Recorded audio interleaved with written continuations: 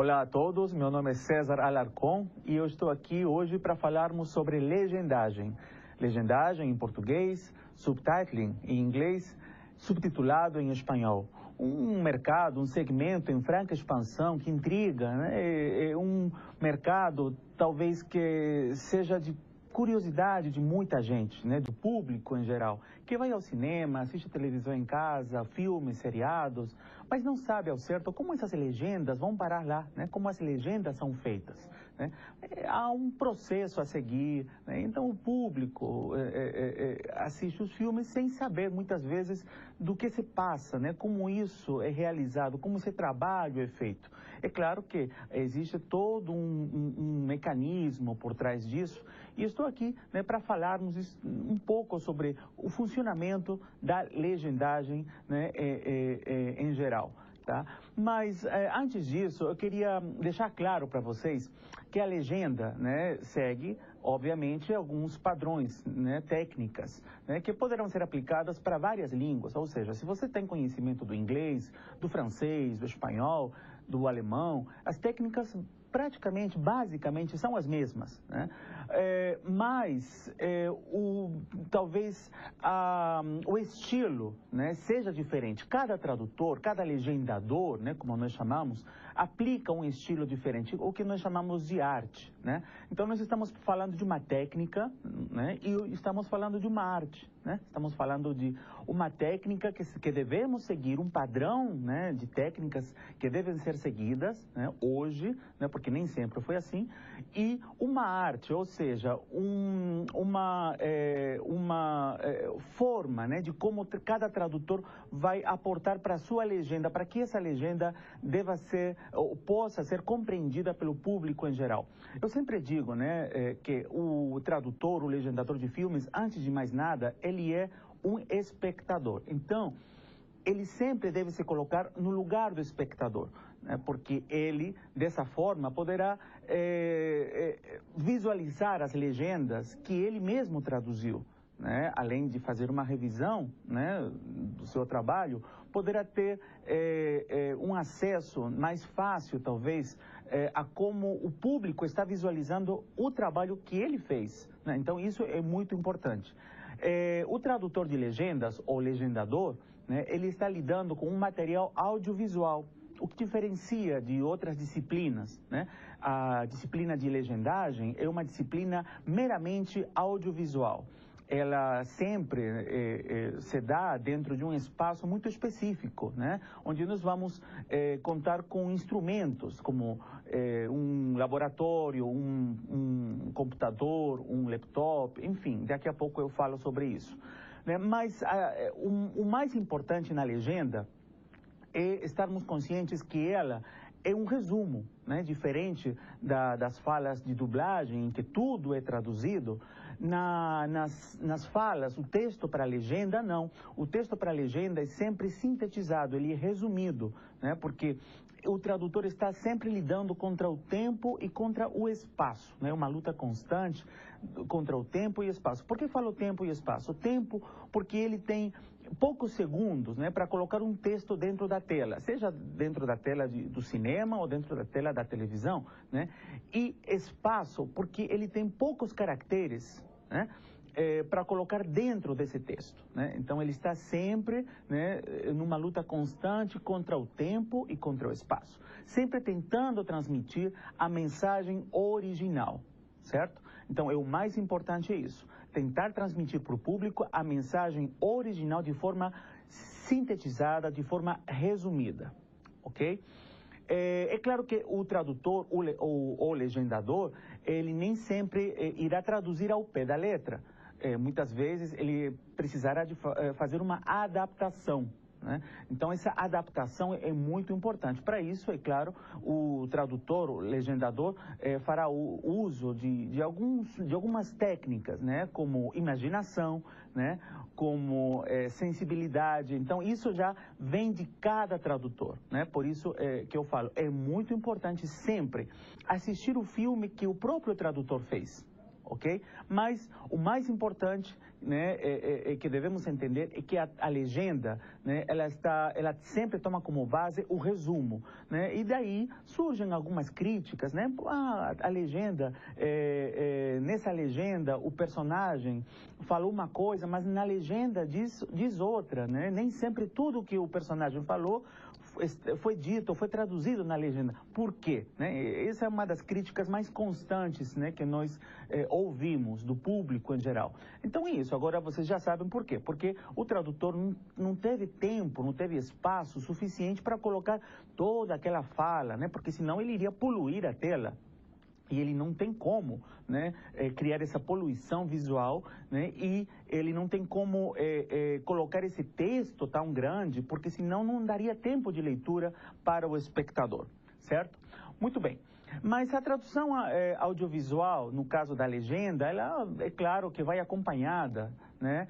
Ela também faz parte, digamos, de um campo muito grande, um campo heterogêneo, de práticas variadas, como é o caso da tradução de roteiros, tradução para dublagem, da legendagem simultânea ou legendagem eletrônica nos festivais de cinema, da interpretação simultânea, interpretação consecutiva, do closed caption, né, para os deficientes visuais, da audiodescrição.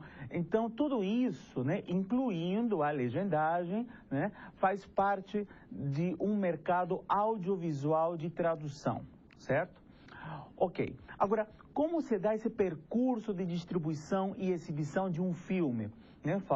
Vamos falar em filmes, certo? Porque se falamos em legenda, obviamente, nós precisamos nos referir a filmes, afinal de contas, nós estamos traduzindo um filme, nós estamos traduzindo um documentário, nós estamos traduzindo um material audiovisual. Então, o tradutor, o legendador, querendo ou não, ele sempre está lidando com diversos materiais, né, diversas temáticas, certo?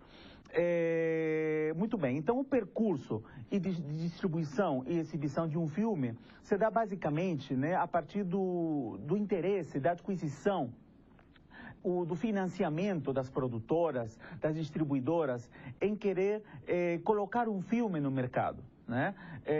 A partir daí, esse filme primeiro se passa em alguns festivais, mostras, né, fora da sua cultura, fora do Brasil, né? Por exemplo, um filme muito famoso, né, que se passe fora, um filme brasileiro que se passe fora do Brasil, ele primeiro tentará, né, trazer para o Brasil uma bagagem, né, para que dessa forma, uma bagagem com prêmios, né, com estatuetas, talvez com um Oscar, quem sabe, para que depois esse filme possa ter um peso maior aqui no Brasil, possa entrar no mercado, no circuito brasileiro, com um interesse, atraindo, digamos, um interesse maior por parte do público, certo?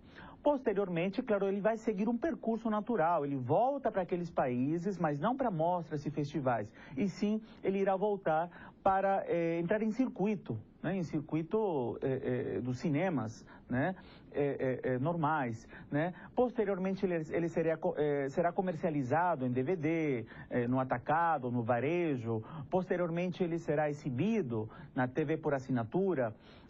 E finalmente ele será exibido na TV aberta, né? Então seria esse mais ou menos o percurso de distribuição e exibição de um filme. Da mesma forma, nós precisamos entender o percurso do processo da tradução de um filme, né? A partir do momento em que eu, né, distribuidor, ou que estou comercializando, né, esse material audiovisual, eu tenho interesse, talvez, em querer traduzir esse material, esse filme, para comercializá-lo lá fora, né? Agora, dependendo, né, do país para onde eu vou enviar esse filme, eu vou precisar, é claro, de um tradutor, da mão de obra de um tradutor, né? Então eu vou contratar os serviços. Eu, por exemplo, sou diretor do filme e eu vou contratar os serviços não diretamente, não vou fazer contato direto com o tradutor. Isso pode ocorrer, isso pode acontecer. Muitas vezes esse serviço é terceirizado. Então eu vou entrar em contato com uma produtora. Eu vou terceirizar esse serviço, né, através de uma produtora que, por sua vez, fará o contato com o tradutor. A produtora, claro, fará o contato com o tradutor, entregará o material para o tradutor, isto é, o DVD ou o link para que o tradutor possa baixar o filme em casa, né? E todas as instruções, né? Incluindo, é claro, né? A forma de pagamento e prazo a ser cumprido, né? Porque quando nós estamos traduzindo, legendando um filme, nós estamos lidando com prazos, certo? Muito bem, uma vez finalizada a tradução, né, essa tradução, essa legenda já pronta, deve ser entregue de volta para quem contratou esse serviço, no caso o cliente, né, dentro do prazo estabelecido, combinado, certo? Para que esse trabalho continue o seu processo de pós-produção, né? Então estamos falando que a legenda faz parte de um processo de pós-produção, né? Enquanto um roteiro faz parte de um processo de pré-produção. É importante entendermos essas diferenças, até porque quando um tradutor traduz um filme, muitas vezes ele se depara com algumas divergências, certo? Ele poderá, por exemplo, chegar a uma cena em que ele vai se deparar com um trecho a mais ou a menos, ou um trecho que esteja diferente do roteiro do que ele está assistindo no filme. Então, muitas vezes surge essa dúvida, né? Esse tradutor precisa, ou em qual material ele precisa tomar como base, né, referência, para traduzir o filme. Eu sempre falo, como o roteiro faz parte de um processo de pré-produção e o filme já faz parte de um processo de pós-produção, o tradutor, o legendador, ele sempre deve tomar como base o filme, né? Que é um material que já foi editado, né? Que já foi pós-produzido. Então ele sempre toma como base o filme, toma como referência o filme. E o roteiro apenas é uma referência que ele vai tomar como base para auxiliar, digamos, no processo de tradução. Muito bem. Quais seriam as particularidades da legenda, né?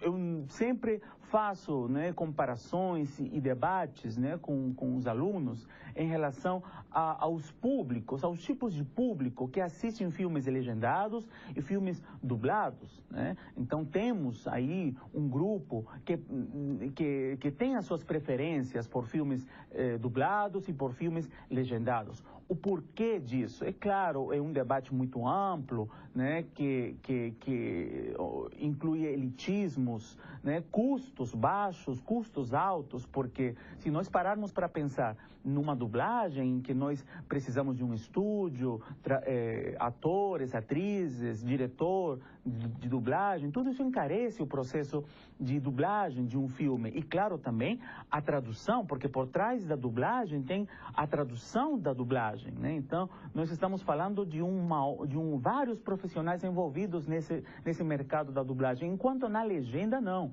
A legenda é um trabalho, digamos, mais solitário, certo? O tradutor trabalha em casa, né? Não é como antigamente, em que o tradutor precisava ir fisicamente, estar presente na produtora para realizar esse serviço. Hoje não, hoje ele faz esse trabalho à distância. Muitas produtoras não conhecem sequer, né, os seus, digamos, funcionários, né, freelancers, né, diga-se de passagem, né, porque os tradutores, os legendadores são freelancers. Então esse contato se dá de forma virtual, ok? Então seria essa uma das particularidades da legenda, lembrando também que o espectador, ele está lidando, né, com a presença ou a ausência, né, talvez do som original, no caso quando são filmes dublados, mas quando são filmes legendados, o espectador, né, ele tem acesso, né, ao som original, a imagem, claro, e som original, podendo dessa forma fazer comparações. Isso é uma coisa, claro, que todos nós inevitavelmente fazemos. Quando assistimos um filme cujo idioma nós conhecemos, por exemplo, se eu tenho conhecimento do inglês, ou do francês, ou do espanhol, e vou ao cinema, ou em casa mesmo, assistir um filme falado em inglês, ou em espanhol, ou francês, e tenho conhecimento desse idioma, inevitavelmente eu vou fazer as comparações porque eu estou assistindo a legenda na parte inferior da tela, né? Então isso é bom. É bom, mas ao mesmo tempo, né, haverá um outro grupo que dirá ou vai criticar isso, dirá, não, mas o espectador é obrigado a ter que visualizar o campo inferior da tela para entender o filme, já que o idioma não é do seu conhecimento. Claro, né, estamos falando de filmes aí falados em outras línguas exóticas, aí é claro, eu não vou me preocupar, eu, espectador, não vou me preocupar em tentar entender esse idioma, né, porque afinal de contas eu estou lá no cinema para curtir o filme, e eu vou tentar curtir o filme de uma forma lógica, e as legendas estão lá para auxiliar na compreensão do filme. O restante, né, já vem por si só, né? As imagens, o som, né? O movimento dos atores, tudo isso, né, traz para os espectadores, né, uma compreensão, digamos, mais ampla, e as legendas estão apenas auxiliando nessa compreensão. Por isso que é importante não colocar tudo que o personagem diz, porque devemos lembrar que o espectador está assistindo o filme. Ele não está apenas ouvindo o filme, no caso de um deficiente auditivo, de um deficiente visual, né? Ele está assistindo o filme, né? Agora, como funciona, né? Esse processo, né, da legendagem segue três passos sequenciais. O primeiro é a da tradução, o segundo é da marcação, que seria com o auxílio de um programa de legendas, e por último a queima, né? Então, para a tradução eu preciso de um tradutor, né? Para a marcação, que seria o timing, né, para timear as legendas, para colocar, para fixar as legendas, digamos, né, uma a uma, manualmente, de forma artesanal, eu preciso da ajuda de um programa de legendas. E por último, a queima. O que é queima, né? Em inglês vem da palavra burn, né?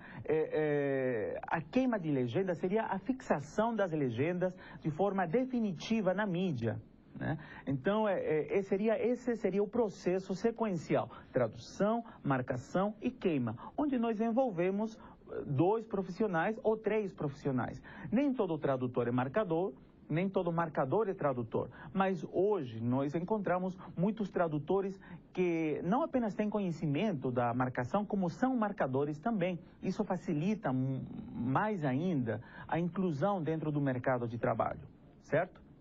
Muito bem. Em relação às etapas da legenda, as etapas da legendagem são 3, ok?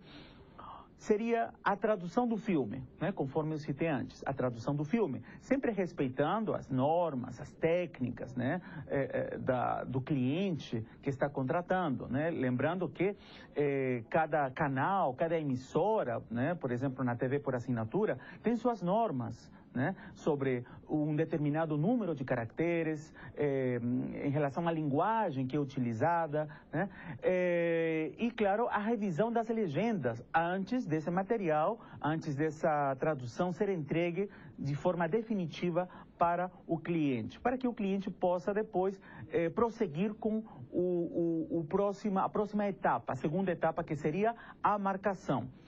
A marcação pode ser feita pelo cliente ou também pode ser feita pelo próprio tradutor, caso o tradutor seja marcador, né? Então já falamos da primeira etapa, que seria a tradução do filme, e agora estamos falando já de uma segunda etapa, que seria a marcação das legendas, que seria a localização de entrada e saída das legendas com o uso de um programa, conforme eu citei antes, né? Então esse programa de legendas, esse software de legendagem, nós encontramos vários softwares hoje em dia, gratuitos, pagos, né, no mercado, que vão auxiliar na entrada e saída de legendas. Muito bem, essa seria a segunda etapa, né? Já falamos a primeira, a tradução, a segunda, a marcação. E a terceira seria a inserção definitiva dessas legendas dentro da mídia, seja uma mídia física, né? Ou uma mídia digital, né? Mas lembrando que uma vez que essas legendas são inseridas, são queimadas dentro dessa mídia, não há volta. É por isso que é muito importante o tradutor tomar, e o marcador também, tomar todos os cuidados, se cercar de todos os cuidados para que essa tradução e essa marcação seja feita respeitando todos os detalhes, certo? Né? Porque uma vez as legendas queimadas, não tem volta, ok? Muito bem. Quais seriam agora as normas? Vamos falar um pouco rapidamente sobre as normas gerais da legenda. Sempre vamos visualizar no campo inferior da tela, seja da tela da televisão ou do cinema, uma ou duas linhas na parte inferior da tela, né? Quantos caracteres? Bom, isso vai depender do cliente, de quem está contratando vocês. Poderá variar entre 30, 35, 40 caracteres, mas sempre serão entre uma e duas linhas, nunca 3 linhas. Não existem legendas com 3 linhas, né? É claro que nós vamos encontrar no cinema legendas mais compridas, certo? E na televisão, legendas mais curtas, isso por uma questão estética, talvez, até porque no cinema nós temos uma tela mais retangular, né, na qual nós temos a chance, nós tradutores, sabemos que estamos traduzindo um filme para cinema, e nós temos a chance de poder esticar essas legendas propositalmente. Por quê? Porque com isso nós estamos, fazendo com que o público faça a leitura de um ponto a outro ponto, né, de forma esticada, para que ele possa também poder visualizar o que se passa na tela, já que a tela de cinema é muito grande em relação a uma tela de televisão, ok? Muito bem.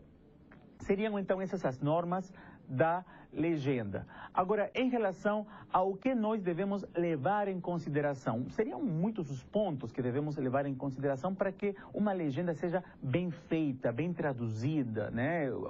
A começar pela gramática, pela ortografia.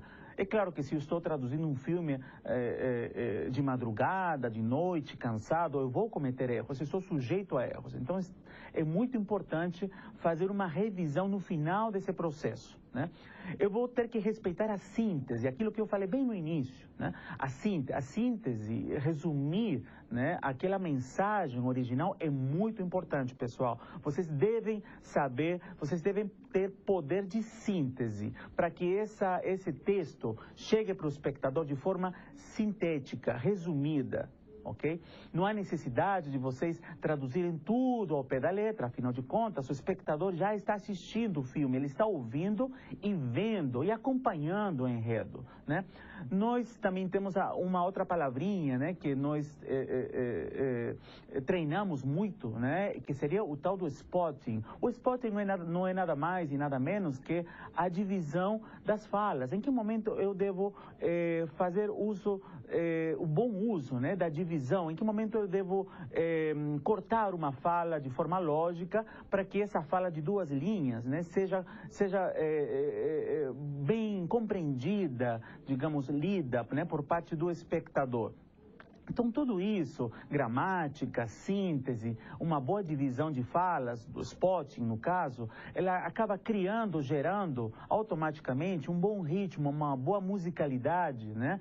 E, é claro, com isso, acabamos gerando uma estética distinta para cada legenda, propositalmente. Por quê? Porque, dessa forma, o espectador vai poder diferenciar, vai poder perceber que a legenda mudou, né? Então, o fato de nós termos legendas esteticamente diferentes uma da outra, né, é feito de forma proposital. Isso para o espectador, né, entender que a legenda está em mudança, em plena, né, em uma mudança contínua. Porque se nós gerarmos legendas esteticamente iguais, né, visualmente fica uma coisa um pouco monótona, concordam comigo? Então nós acabamos, né, nos preocupando com essa questão da estética, é muito importante, da mesma forma como a naturalidade das falas. Assim como na dublagem, né, nós usamos uma linguagem muito informal, coloquial, isso é claro, quando nós estamos falando de um filme que se passa nos dias de hoje, né, temos jovens, adolescentes, falando com um linguajar muito de jovens, né, próprio deles, nós não podemos usar uma linguagem muito truncada. Então precisamos entender que quem está falando essa frase, por exemplo, é uma criança de 5 anos. Então não podemos colocar no texto dessa criança uma fala, né, que não é natural a ela, né? Precisamos criar uma naturalidade para a fala de cada personagem, né? Precisamos ser fiéis, né? Por falar em fidelidade agora, precisamos ser fiéis ao tempo, né, em que se passa o filme, né? Precisamos usar técnicas de padronização, né? Precisamos, enfim, fazer uma revisão, né, conforme eu falei antes, para que dessa forma, né, tudo aquilo que eu falei agora, né, são 10 itens ao todo, né, para que tudo isso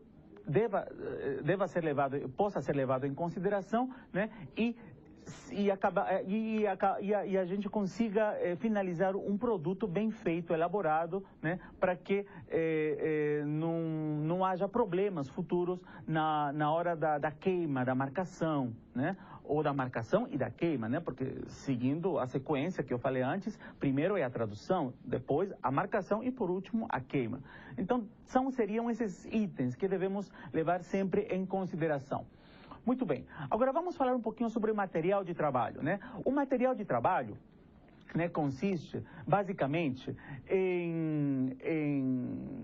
no material que o cliente entrega, é obrigado, digamos, a entregar para o tradutor, né? Muito importante, né? O DVD, né? O DVD, certo? Né? É claro, a cópia de um DVD, não vai ser um DVD original, conforme eu estou mostrando aqui agora para vocês, mas será a cópia. Mas será que essa cópia é sempre física? Não. O cliente, já que estamos trabalhando à distância, poderá gerar um link, talvez, a partir desse DVD, para que o tradutor possa em casa fazer o download desse link.